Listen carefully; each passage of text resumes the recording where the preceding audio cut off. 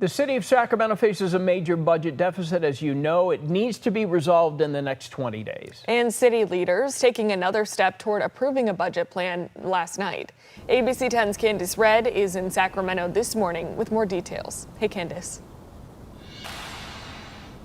And Jordan Watt, good morning to the both of you. We're coming to you live right outside here on the corner of 10th and I Street in downtown Sacramento. We're actually standing right in front of City Hall, giving you a live look of the building as it stands tall. The Sacramento City Council met here yesterday to discuss the city's proposed budget for 2025-2026.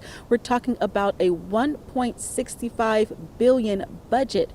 Now, the proposed budget supports city operations and capital improvement projects. It also includes about 5,000 full-time positions. The city is facing a structural deficit, as you mentioned, working to close a $44 million funding gap.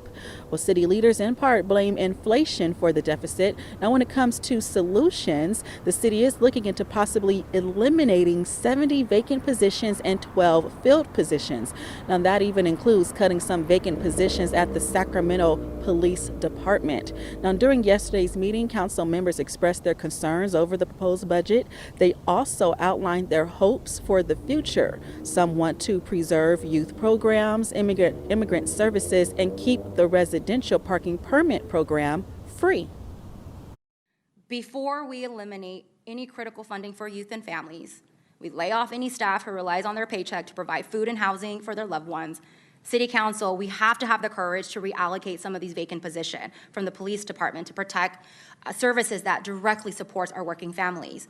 The fact of the matter is the only places that have residential parking programs are places that are impacted by people from outside the area coming and parking on the streets those people have in their neighborhoods.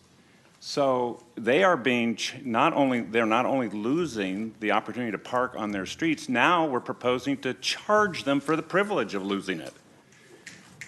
That to me is fundamentally unfair. Well, several people from the community even showed up at the city council meeting, urging city leaders not to make any cuts to police and fire that could possibly impact public safety. Of course, many council members agreed to that. So what happens next? Well, the Budget and Audit Committee will review the proposed budget on June 3rd. Coming back out to you live as we give you one last look here of City Hall here in downtown Sacramento. The main date you really do want to keep in mind is June 10th. That's exactly when the City Council will be looking over that budget for their final decision and adoption. For now, live in downtown Sacramento, Candace Red, ABC 10. Right around the same time the state needs to put their budget in as well. All right, Candace Red, downtown, thank you.